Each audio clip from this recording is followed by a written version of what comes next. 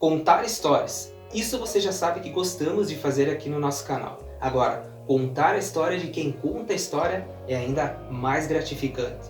Uma inspiração para nós, contadores de história da nova geração. Temos a honra da participação especialíssima, faltam adjetivos para descrever, né? Dele, professor doutor José Corman. Seja muito bem-vindo, professor. Obrigado. Muito obrigado, bom, senhor. Muito obrigado pelo elogio. Isso, o elogio nos obriga a crescer melhor. E faltam adjetivos para falar a minha consideração ao senhor, respeito. E o senhor é nossa inspiração. Que bom. Nossa inspiração. Continue assim. É isso que falta no mundo de hoje. Com certeza. Cada um cumprir o seu dever, sem esperar elogios. Com certeza. Bom, pessoal, não precisa falar mais nada. Muito feliz aqui por Deus ter permitido esse encontro aqui, né? E com esse cara, que, né, como eu falei, dispensa adjetivos. E tenho certeza que vocês que estão acompanhando aí nem imaginavam que a gente fosse fazer esse encontro um dia aqui, mas era um encontro que eu já queria ter feito há tempos atrás, já assisto os vídeos dele faz tempo. Não tive a honra de ser aluno dele, mas hoje estamos Ficou aqui. gente boa do mesmo jeito. Com né? certeza, né? Ele vai falar que tá a altura desse cara aqui, né, pessoal? Quem conhece ele aqui sabe que tem que ser tudo coisa de primeira. Então, pelo quilate desse homem aqui, né? É a história dele que a gente vai te contar. Aqui, John Lude, seu contador de histórias.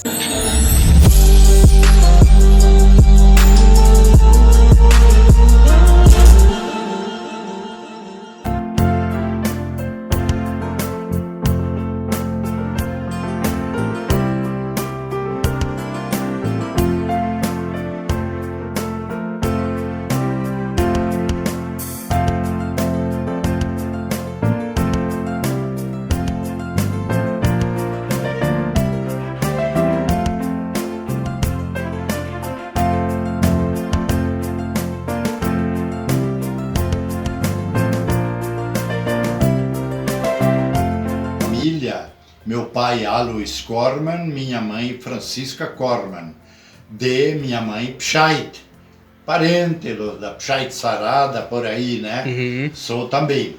Tá.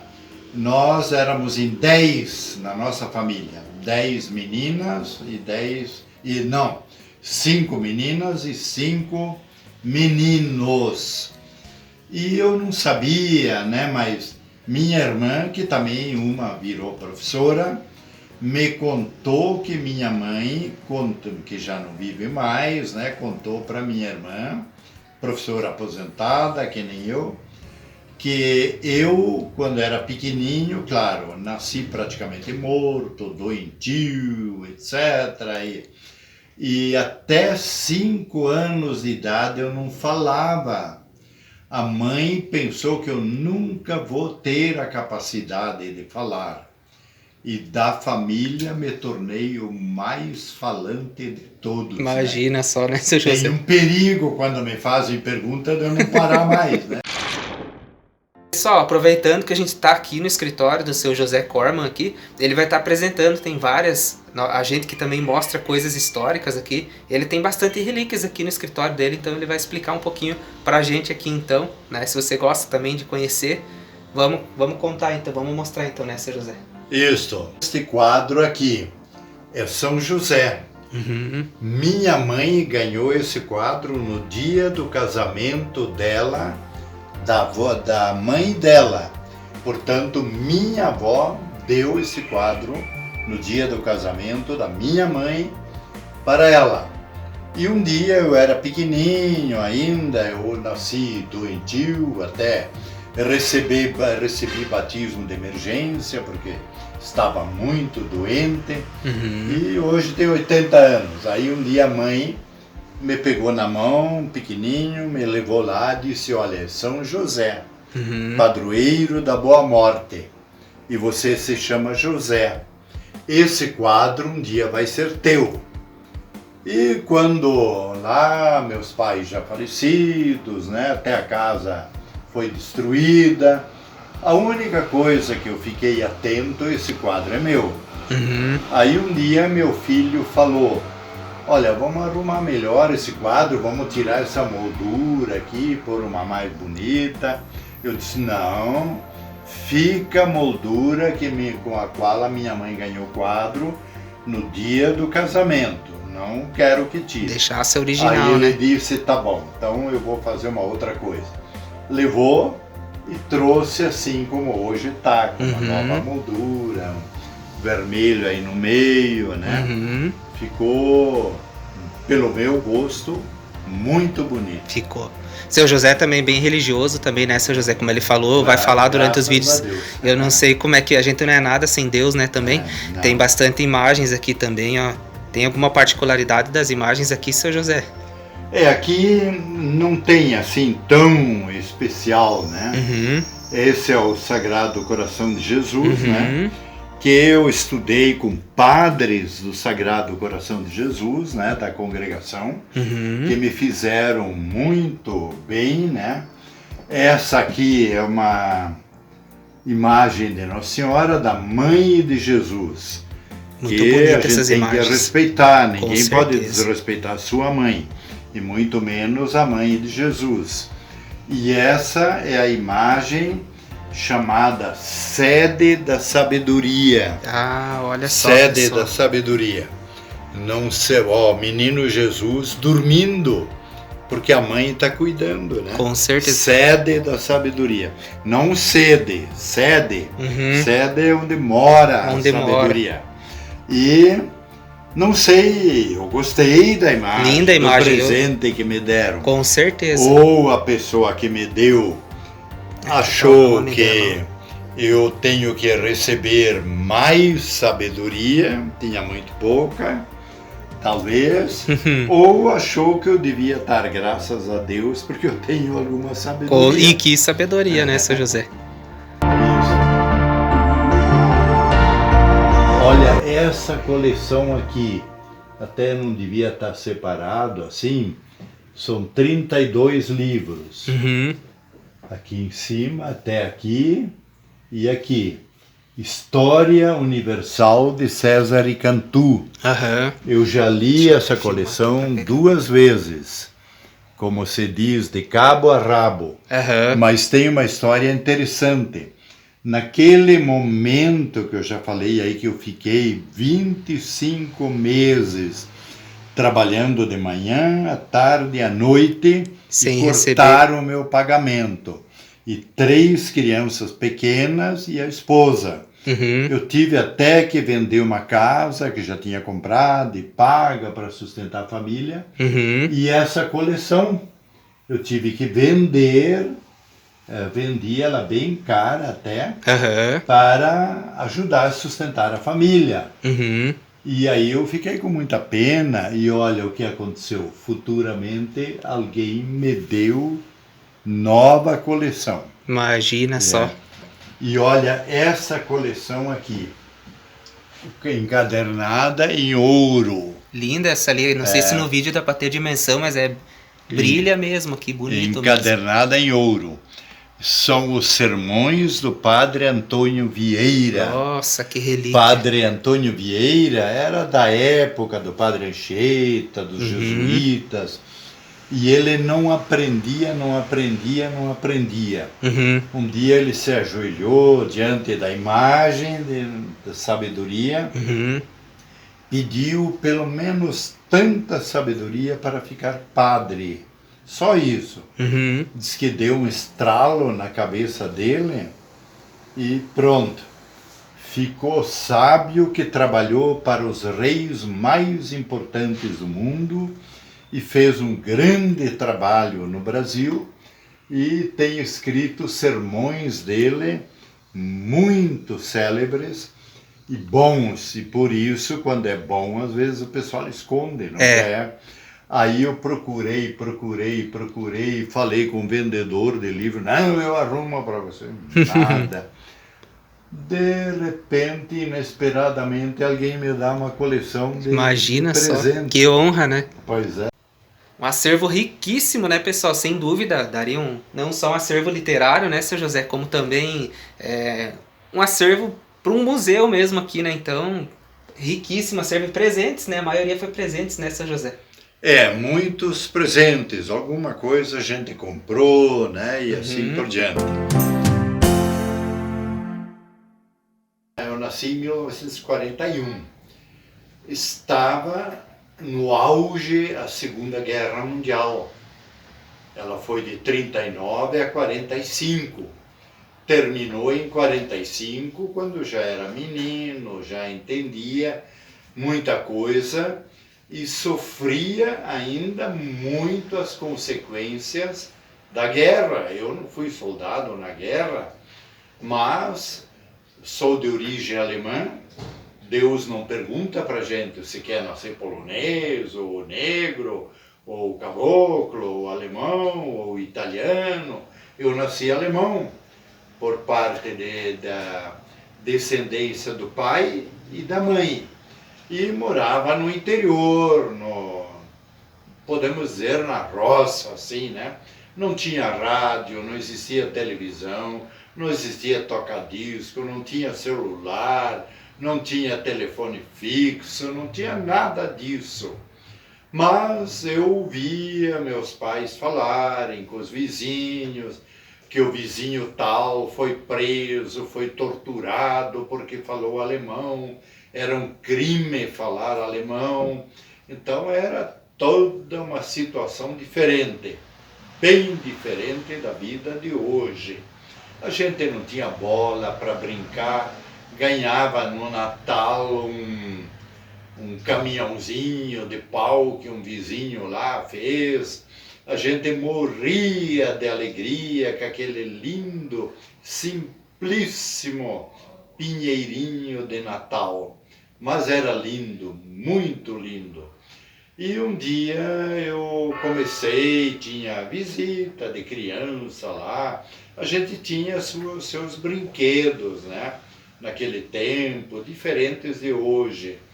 E eu comecei a cantar um canto em alemão.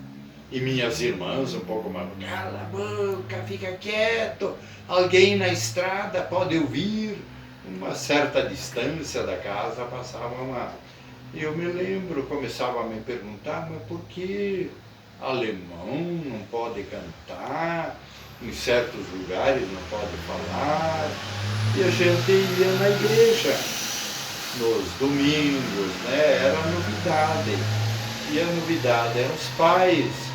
Eu sempre gostei muito de história. A luz do lampião no meio da mesa, após o jantar.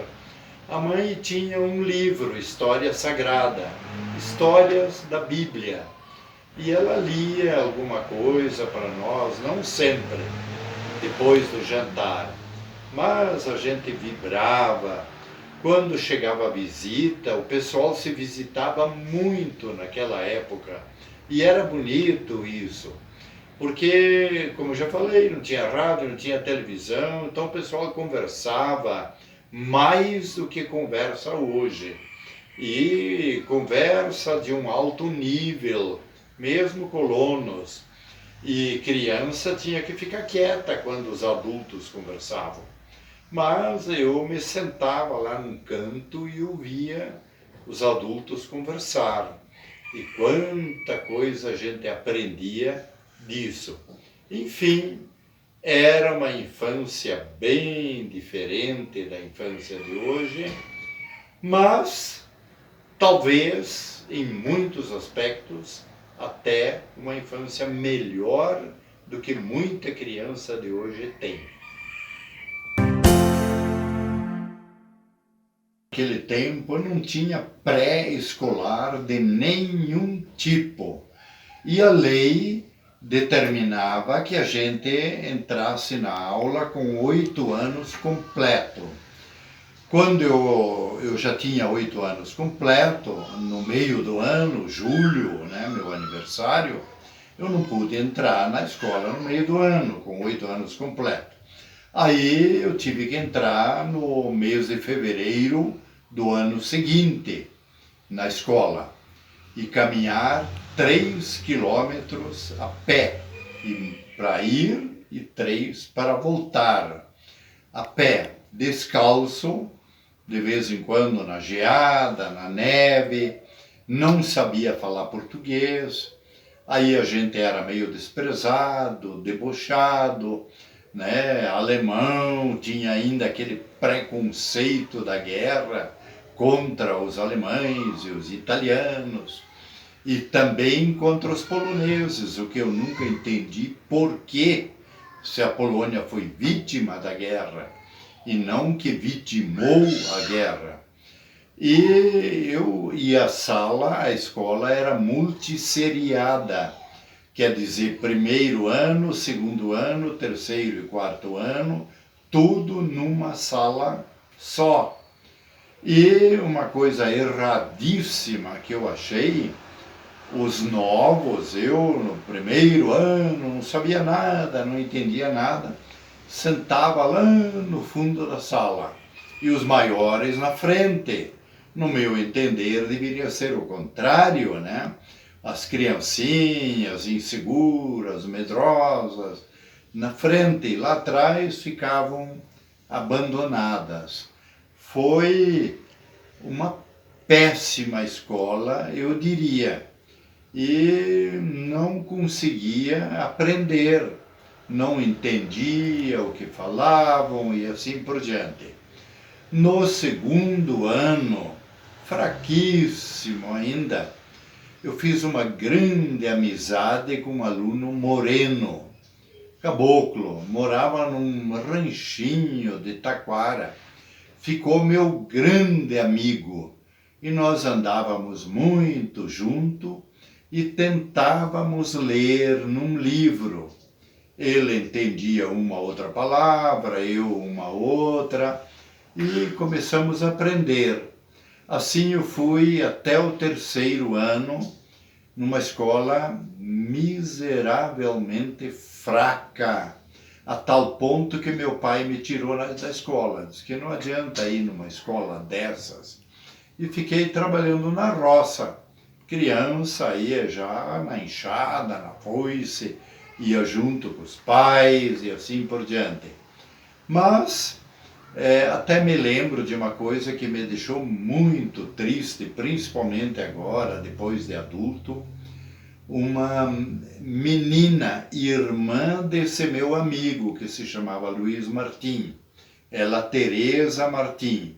Menino e menina era tudo separado. E as meninas brincavam de roda. Sabiam muitas lindas cantigas de roda. Mas a menininha preta, bem fortemente morena, não deixavam brincar, porque ela era a única da escola morena. E, desculpem a expressão, o maldito professor não tomava uma providência contra o racismo que havia. E aí eu fiquei um ano, pai me tirou, sem ir na escola. De repente, com muita dificuldade em casa, minha irmã, que ainda ia na aula, emprestou de uma amiga dela um livro fininho, História Sagrada, em português. E eu comecei a ler, eu me lembro assim, na primeira folha, com dificuldade, Deus criou o mundo em 6 dias, no primeiro dia, no segundo dia, no terceiro dia, no 7º dia descansou. Aí eu me emocionei, eu pensei se eu tivesse paciência de ler. E comecei com muita dificuldade a ler um pedaço, mais um pedaço. À noite, à luz do lampião, às vezes sábado, domingo, depois do almoço, porque depois tinha que voltar para a roça, né? Ler mais um pouco, li todo e gostei. Aí eu perguntei para minha irmã, não tem um outro na escola, tua irmã, tua amiga? Ela trouxe uma Bíblia, uma história sagrada, mais grossa. Li ela todinha e resolvi ser padre.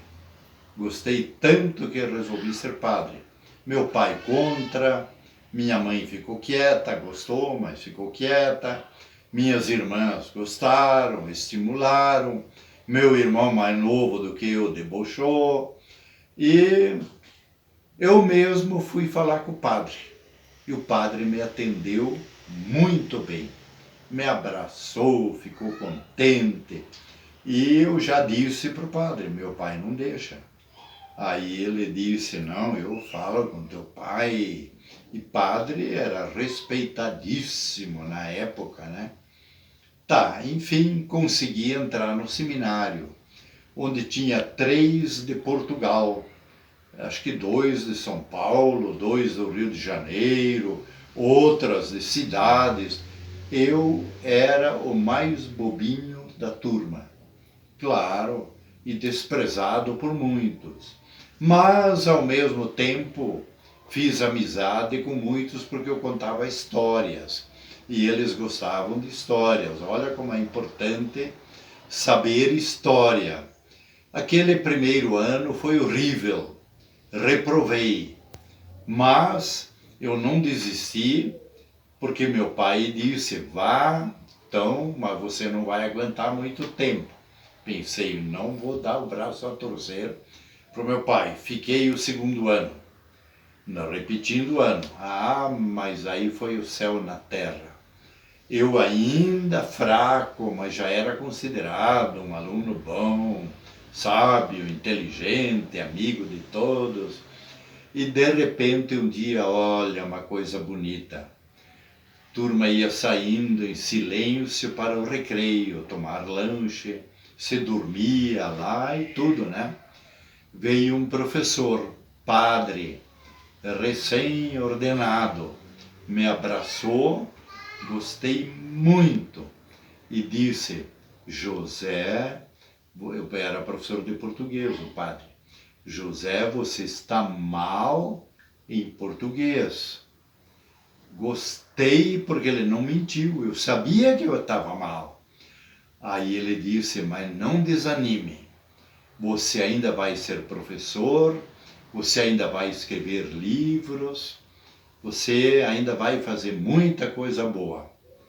Tá, esse padre novinho foi embora, nunca mais eu vi, mas não esquecia o que ele falou. Não esquecia, eu professor, já com livros publicados. De repente, um dia, alguém telefonou para mim.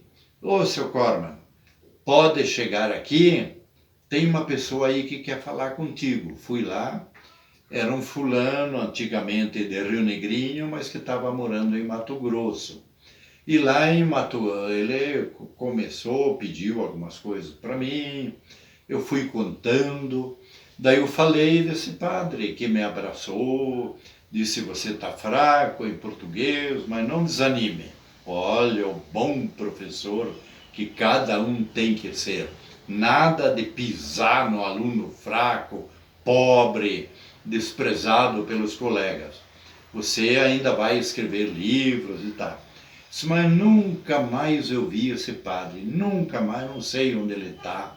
Eu soube ultimamente que ele está em Mato Grosso. Aí essa pessoa falou para mim, olha, eu sou de Mato Grosso, se o padre estiver em Mato Grosso, eu acho ele para você. Passou um tempo, eu pensei isso, o cara esqueceu já, telefonema. Achei o padre. Ele está atualmente em Jaraguá do Sul com câncer, foi operado, está sendo tratado lá, ficou muito contente e me deu o telefone dele. Eu telefonei para o padre, mas o padre se emocionou. Fui lá visitar o padre, conversamos, levei livro para ele, agora sou doutor em história, né? Aquele menino bobinho, fraco em português, né? Aí o padre até chorou, disse, eu pensei que nada mais de bonito ia acontecer em minha vida. E aconteceu. Mas de repente, um tempo eu queria ser professor. Quando era criança, brincava de professor. Eu nem ia na aula, mas minhas irmãs e meu irmão mais velho iam e contavam casos de professor e de aluno. E eu brincava, então, de professor. Queria ser... O que eu via de importante, é um passo a mais para eu subir. De repente, lá numa altura, no seminário, eu gostando, todo contente, eles eu concluí, eu não nasci para ser padre, eu nasci para ser professor. Aí primeiro queria ser um padre professor. Lá numa altura mais adiante, não, acho que só professor. Saí, faltavam professores, não tinha nem o ensino médio completo, mas eu lia muito e comecei a lecionar e me dar bem, os alunos gostarem de mim. E depois eu fui engrenando em estudo aqui e ali. Nunca parei de estudar e de ler na vida. Até que na Espanha, em León, do rei da Espanha, se alguém duvidar eu posso mostrar o diploma, ganhei o título de doutor em História do rei, não do atual, do pai do atual rei da Espanha, Juan Carlos. E é o que eu subi. E lá, de repente, encontrei uma mocinha, né? Eva Maria Paza, minha única namorada. Só tive uma namorada. Minha única noiva e minha única esposa, já falecida agora, né? E um dia, na faculdade, eu dava muita aula também de psicologia e de filosofia, que eu tenho direito, certificado para isso. E um pouquinho de sociologia. Sociologia eu não gostava. Eu lecionava na faculdade para ajudar, se preciso. Mas história, filosofia e psicologia era o meu forte. Alunos universitários em psicologia me fizeram perguntas assim, sobre namorada, noiva, mulheres, tá? Aí eu disse, eu tive uma namorada, uma noiva só, sempre a mesma, não outra, e uma mulher. Aí uma aluna disse, mas isso não é muita bobeira? Devia aproveitar mais? Eu disse, não, se tem amor, não falta nada. Troca muito quando não tem amor, né? Mas foi amor, e com essa esposa tivemos um probleminha para ter filhos, né? Mas tivemos 3 filhos, 3 meninos. Um hoje está no Rio de Janeiro, um está em Corupá, esteve como chefe do Correio em Florianópolis e vários outros lugares. Esse do Rio de Janeiro passou não sei quanto tempo também estudando na Espanha, e o mais velho que está comigo aqui. Tenho 3 netas, e dessas 3 netas já tenho um bisneto e uma bisneta. Em português não dá, a minha definição, dá 3, acho que ainda serve. Em latim seria uma palavra, célula mãe da sociedade, a família, célula mãe da sociedade. Quando as famílias falham, as escolas também falham, as religiões também falham. Aí a pessoa troca, não, essa religião não é bom, vou para outra. Aquele pastor fala, não, acho que aquele lá fala melhor. Não, ali Deus, acho que é melhor. Não, aqui... Não, e não acha o caminho da felicidade, nunca. Família é a célula mãe da sociedade. Se quer destruir uma sociedade, destrua as famílias. E olha, vou dizer uma coisa a mais. Foi o que fizeram no mundo de hoje. As famílias de hoje, em grande parte, estão destruídas.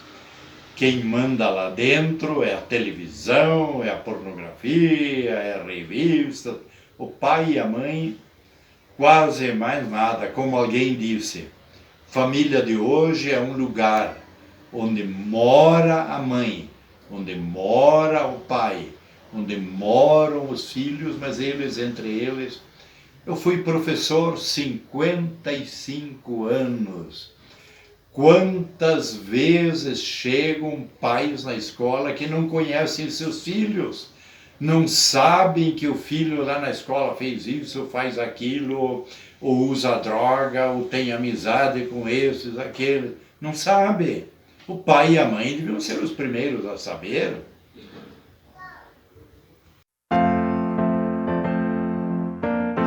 Pois é, eu sou natural de Rio Negrinho, do interior de Rio Negrinho, Colônia Olsen.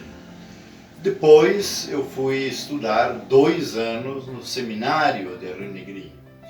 Depois meu pai morou um tempinho em Corupá, a família toda, e eu estudava no seminário.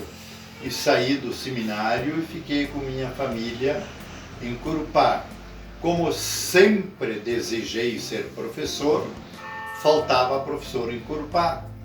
Comecei a lecionar, da 5ª até a 8ª série, várias disciplinas que faltavam, e um pouquinho em Jaraguá. Depois, nesse ano, meus pais voltaram para Rio Negrinho, não venderam a propriedade deles lá. Eu terminei o ano lecionando em Corupá, voltei para Rio Negrinho. Queria ir a Joinville para continuar os estudos, o que era muito difícil na época. Faculdade, só Florianópolis e Curitiba. E geralmente é para filhinho de papai, né? Então, resolvi me mudar para Joinville, lá tinha mais perspectivas de estudo. Mas começaram a pedir para eu ficar em Rio Negrinho, lecionar no Colégio São José, lá de Rio Negrinho. E até não queria fazer meu futuro em Joinville. Mas um dia fui lá para dizer não. A minha mãe até falou, então vai lá e diga pelo menos que você não quer, que você tem outros objetivos. E aí vem uma coisa importante, o diretor. O diretor era tão sábio, tão inteligente, tão bom. Quando eu cheguei lá, me receberam, mas o diretor não estava, as aulas ainda não tinham começado. Me mandaram sentar numa sala lá e esperar. Daqui a pouco veio o diretor, como naquele tempo, trajado um tanto diferente, uma gravata, né, e tudo, era quase lei. Ele olhou para mim e disse, sorte que você já veio. E eu já estava querendo dizer não, eu vim para dizer não, né? Daí já veio uma outra pessoa, ele veio e não sei o que e tal. Daqui a pouco o diretor disse, vamos almoçar, depois conversamos, vem almoçar comigo aí no restaurante e tal. Ele não era de família de Rio Negrinho. E eu disse, não, eu não posso. Eu vim lá do interior e estou com pouco dinheiro aqui. Não, você não paga nada, eu pago tudo. Bem, aí muda um pouco, né?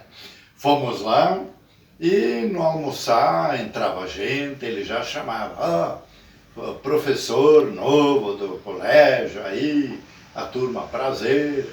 Fiquei sem coragem de dizer não. Aí depois voltamos para o colégio, depois de almoçar, disse, pois é, tua matéria aqui vai ser história. Poxa, outra matéria que eu gosto. Não disse não. Aceitei. E depois fiz um curso de licenciatura curta em Florianópolis, de História. Muito bom curso. Só mês de janeiro, sempre mês de janeiro, aula em Florianópolis. Passei. Depois fiquei trabalhando em várias escolas lá em Rio Negrinho e sempre no São José também. Eu já era casado, já tinha 3 filhos pequenos e aconteceu um erro. Seria uma longa história contar esse erro. porque eu trabalhava de manhã, à tarde, à noite, de manhã, à tarde, à noite, com família e não ganhava pagamento. Meu pagamento encalhou em Florianópolis e não se conseguia de jeito nenhum. Era a época do governo militar. O presidente da República era o general Ernesto Geisel. O governador não resolvia, ninguém resolvia. Eu pensei, agora tanto faz, eu vou escrever uma carta para o presidente da República contando a minha situação. Até uma piadinha, né? Esse é meu filho, o mais velho, que você já viu por aí. Uhum. Ele era menininho também, acho que de primeiro ano primário. De repente, um dia ele disse, claro que nós não temos dinheiro, o pai não trabalha, o pai só dá aula, aula, aula, tem que trabalhar, pai. Escrevi uma carta para o presidente. Ah, mas aí ficou bonito. Encurtando a história, né? Me chamaram para Florianópolis, foi tudo vitorioso, lindo. 25 meses sem receber salário, Nossa. já pensou? Com criança, com esposa.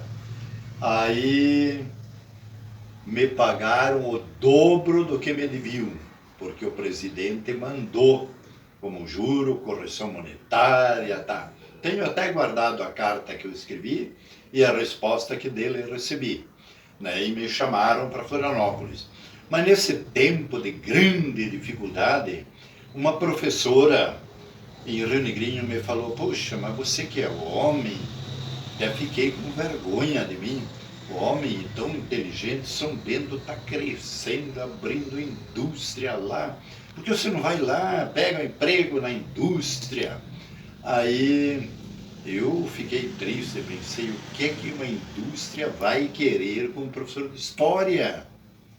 De repente, eu vi no jornal que a Oxford aqui estava fazendo teste para, não me lembro lá, que cargo no escritório.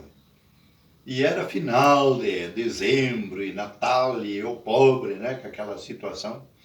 Dei um jeito, eu vim aí, fiz o teste. E nada. De repente, pediram para eu dar curso um dia inteirinho para professores aqui em São Bento. Final de ano. Perto do final de ano. Eu dei o curso. E almoço para todos, para mim também, né? E durante o almoço apareceu lá o prefeito de São Bento, na época, o Tair Becker, diretor-presidente da Oxford. E aí o diretor, ele era senador, o Tair Becker, hoje já falecido, né? Ele fez um discurso lá elogiando os professores e me elogiou muito. Nunca me tinha visto como professor que estava dando um curso para professores.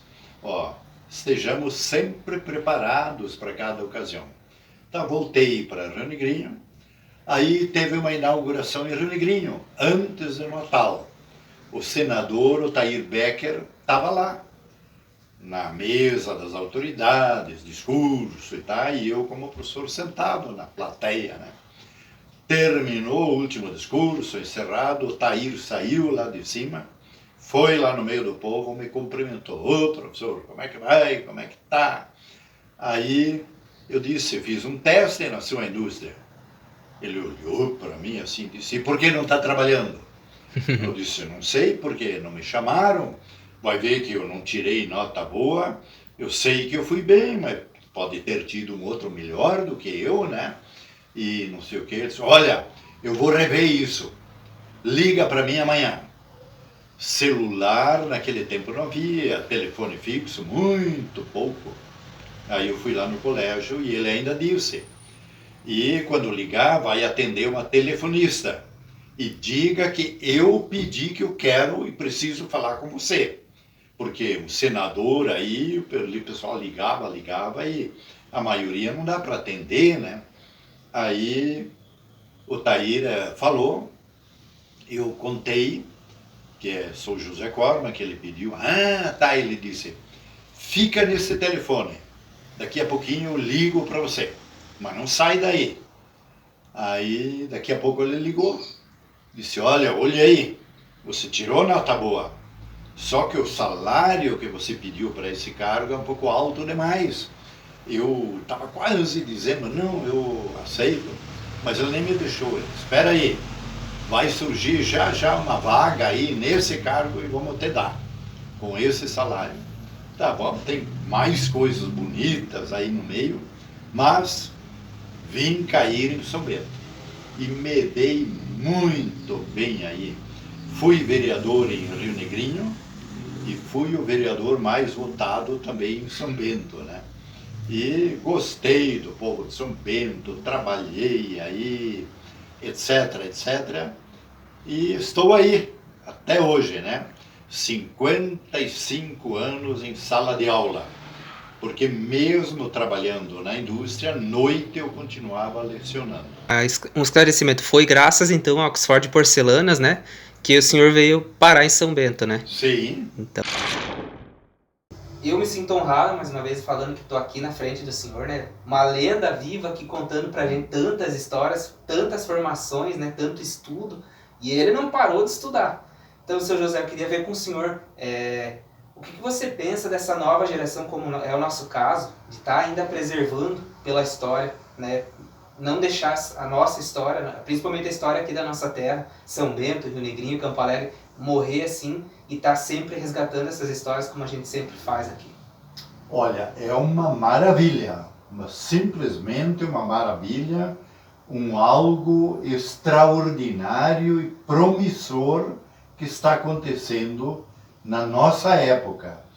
Eu já, acho que só em conversa assim contigo, falei do grande historiador já falecido, alguns dizem o último grande historiador, Arnold Toynbee, da Inglaterra. Uhum. Outro grandíssimo que tivemos aí no Brasil, também já falecido, Plínio Correia de Oliveira, né? Uhum. E esses historiadores, e como outros também, eu tenho tantos autores aí, né? Como, por exemplo, César e Cantu, da História Universal, etc., eles dizem, história é o estudo do passado para entender o presente e preparar o futuro. Quem quer caminhar para o futuro sem história está sujeito a repetir de uma maneira até geralmente pior todos os erros que já foram cometidos no passado. Com certeza. Olha, hoje, por exemplo, estourou no ponto máximo, dizem alguns, um perigo do início da Terceira Guerra Mundial. Tomara que não, né? Tomara que não. E tem historiadores muito sábios que não estão falando errado, que no futuro talvez não vai se falar de Primeira Guerra Mundial, Segunda Guerra Mundial, e se essa, tomara que não, acontecer, Terceira Guerra Mundial, eles vão falar apenas de uma guerra, em que a segunda foi pior do que a primeira foi mais cruel, num certo sentido, mas a segunda matou muito mais gente, né? E a terceira, tomara que não venha, talvez seja a pior de todas. Mas por quê? Porque não se estuda os erros que se cometeu no passado. Se fazem os mesmos erros agora na Ucrânia, que começou com a Primeira Guerra Mundial e que começou com a Segunda Guerra Mundial. Só está um pouquinho mais moderno agora, assim, armamento, claro, alguma tecnologia mais violentas. Porém, a essência é a mesma daquela época, né? Então, voltando para o assunto, eu vejo com bons olhos, com uma felicidade extraordinária, esse pensar que está surgindo entre muitos jovens, muita pessoa nova, vontade, vamos até dizer ganância de conhecer a história. Por exemplo, a família imperial brasileira Dom João VI, Dom Pedro I, Dom Pedro II, Princesa Isabel. Vamos ficar só nesses 4. Com a proclamação, para proclamar a República, eles tiveram que difamar a monarquia. Então, Dom João VI era um molengão, vadio, que não fazia nada. Dom Pedro, é dito nas escolas, era um namorador que deixou muitos filhos. Teve até a novela agora recentemente, né? Pois é. Retratando isso. Ainda, acho que é o último tiro da Rede Globo, né? Uma coisa assim. E Dom Pedro II, um dos melhores homens do mundo da época dele, apelidaram uma época até Pedro Banana. E a Princesa Isabel, libertadora dos escravos, a primeira mulher que governou o Brasil, não foi a Dilma, foi a Princesa Isabel. Quando o pai estava viajando, era uma carola, uma que só vivia grudado na saia dos padres, tudo mentira. E agora você pode ver na televisão uma porção de gente está começando em programas de televisão, fora essa novela, né, que você já falou, contando a história contrária. Dom Pedro I, um grande herói, um homem muito bom. Dom Pedro II, inteligentíssimo. No final do governo dele, o Brasil era a segunda potência mundial. Até alguém colocou na televisão ali, desde que foi proclamada a República, não vi mais nenhum herói governar o Brasil, né? Falou assim. Tá, isso, claro, quem conhece a história entristece, porque é mentira. Por outro lado, eu pessoalmente, como dizia uma criança, um dos filhos meus, coitadinho de eu, né? Estou muito contente pela pergunta que você fez, o ressurgimento pelo interesse da verdadeira história mundial, da verdadeira, não daquela de calúnias e mentiras e lorota. E ganhar visualização por mentira, né? Então, eu acho esse Dr. Plínio Correia de Oliveira, que eu já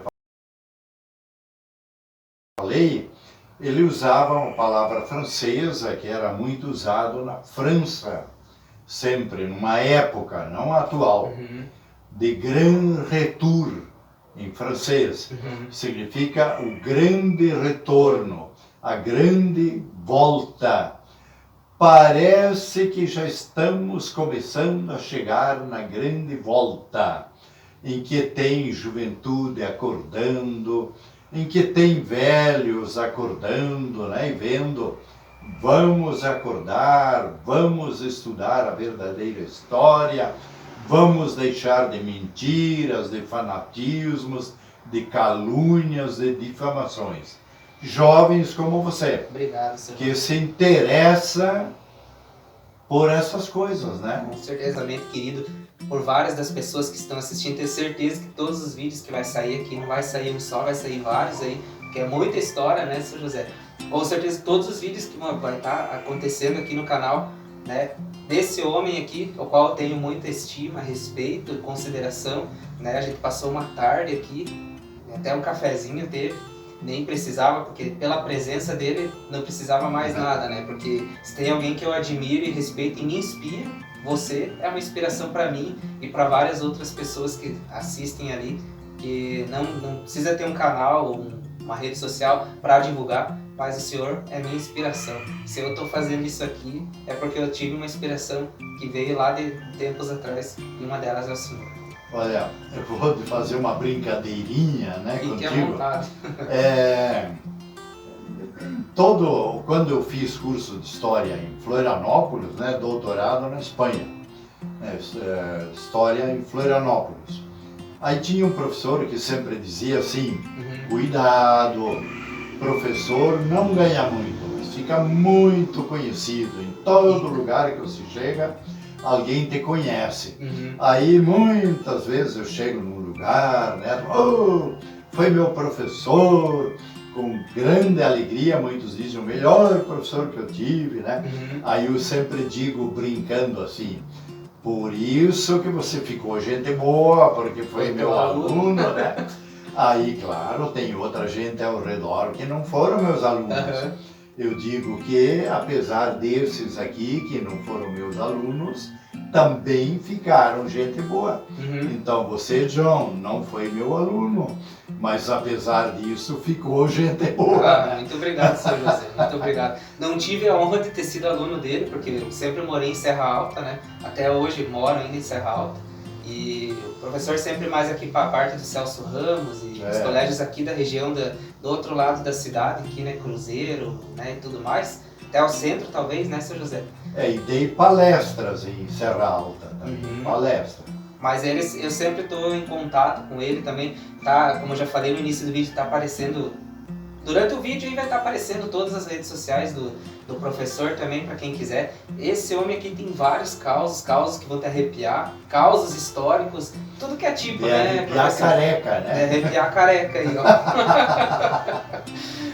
Senhor José, eu quero agradecer imensamente o senhor por ter me recebido aqui, né? E com certeza, esses vídeos são apenas os primeiros, né, de muitos que virão por aí pela frente.